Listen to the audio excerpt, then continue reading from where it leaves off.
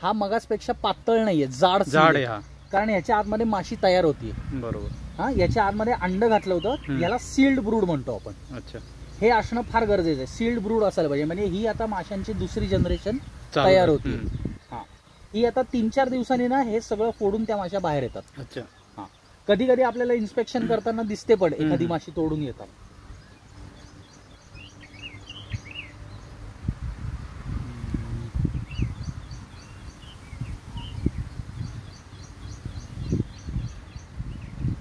दुसऱ्या पोळ्यावर असं नाही. हा नाही, आता ह्याच्यावर अजून 2-3 प्रकार आहेत दाखवायचे. ही माशी हलताना दिसते तुम्हाला, थांबली आता ती, ही बघा. हा हा, ही डान्स करून ती सांगत असते बरं का, मेसेज चालू असतो त्यांचा. कोणतरी आले, हा, कोणतरी आलंय किंवा फुलं कुठे आहेत, पोलन कुठे आणलाय, हे ते हा डान्स करून ते युजली गेटवर पण करतात. अच्छा, त्याला वॅगल डान्स म्हणतात. अच्छा. आता हे परत झटकतो मी.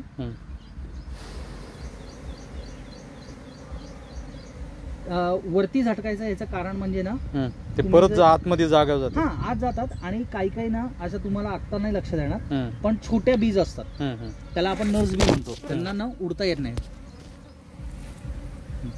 चावणार नाही. तुम्ही काय सेंट वगैरे मारले